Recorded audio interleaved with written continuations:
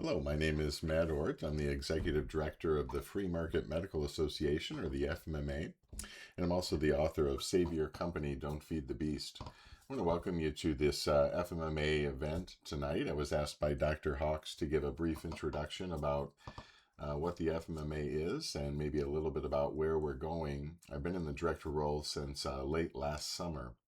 Really every day, I think I'm just kind of living out my new passion in my second career that I started about 10 years ago. I was actually a VP of HR in a career in manufacturing for almost 25 years. And like many, I was frustrated with healthcare and wanted to find a better way, an affordable way, and a way that was sustainable. And so we did that, and I led that with an employer, and it sprouted into many things. It sprouted into me telling my story in a book and traveling the nation and getting to meet a lot of different people who have the same frustrations, but also a lot of Americans who want to do something about it. And that's really the roots of the FMMA, where Keith Smith and Jay Kempton are the co-founders of FMMA. They met back in 2012, and as soon as they kind of they started working together, and they encountered some things they didn't expect. They found the power of free market dynamics, kind of a grassroots effort, could overcome a lot of things. Just the power of the concepts of buyer and seller, and the buyer choosing which thing to purchase, what to purchase based on value, and the sellers in a healthy way competing for those sales. And so they realize lots of things happen with that.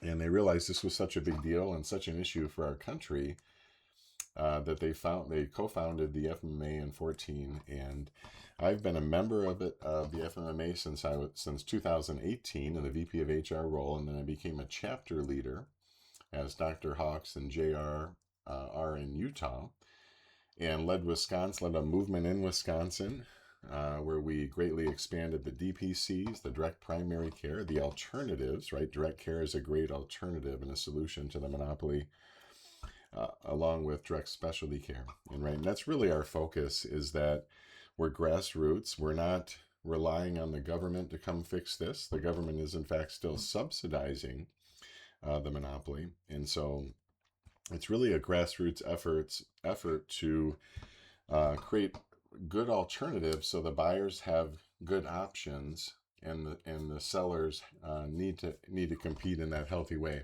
So I'll give kind of a simple example to help that make sense. We could take a grocery store, we could take a restaurant, we could take any other industry, by the way, works in a free market way. So we could just take a simple restaurant example where, let's say there's one restaurant in town, and let's say there used to be three, but maybe someone retired or whatever, and it came up that way. So you have a restaurant, let's say their service level just continues to slip. The waiters and waitresses are no longer polite. The food is not so good anymore, becoming cold, but the prices are going up. In fact, maybe even, and like those fancy restaurants, but maybe the menu doesn't even have the prices anymore. They decided that was just too much work, and so we're just not going to put the prices on there.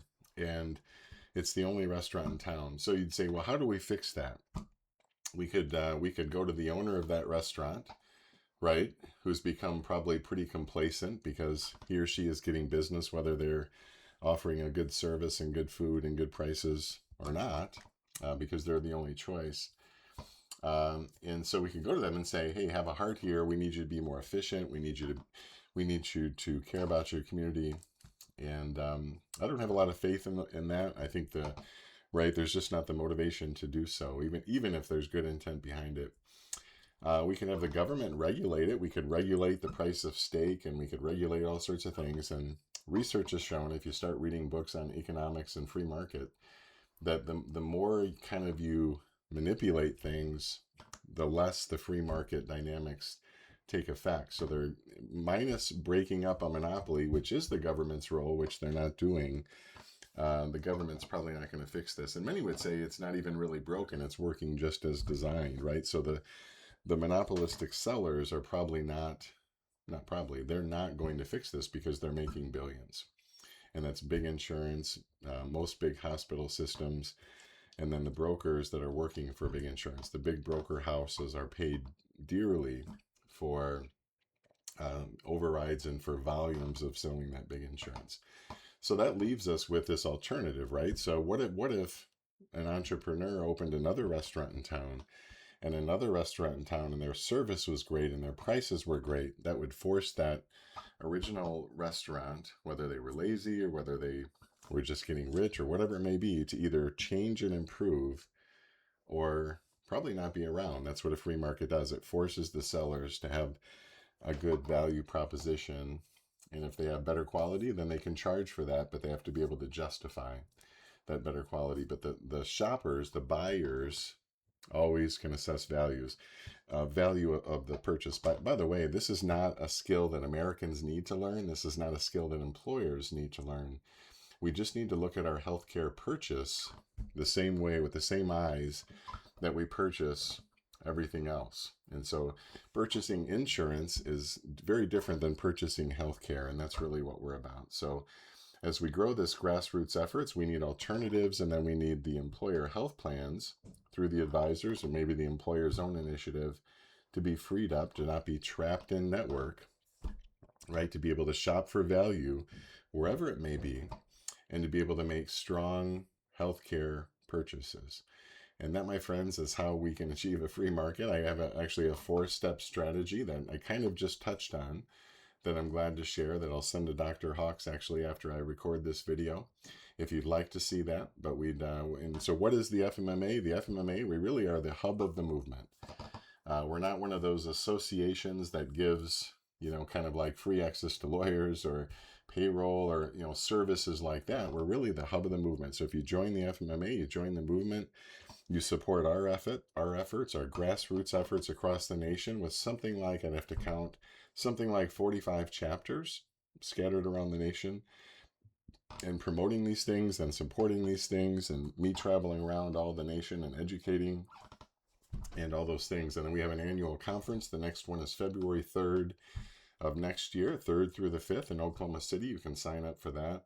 That is where we all come together. And if you've ever felt alone in this part, like, hey, I'm like the only one here that wants to do this or that, wants to practice in a good way, wants to start my own practice as a physician, wants to shop for value as an employer. If you think you're alone, if you go to that conference, you won't be alone. There's hundreds or thousands of people that are thinking like you do. It's still kind of the minority as the status quo kind of takes effect. But we're gaining momentum, we're growing, and there are many good things happening across the nation. So we'd certainly love to have you join us as a member and join us in our conference. And there's many networking opportunities and much education to learn about these things. So I hope you have a great event tonight. Certainly would look forward to meeting you possibly in the future. Feel free to reach out on LinkedIn and connect with me if you'd like.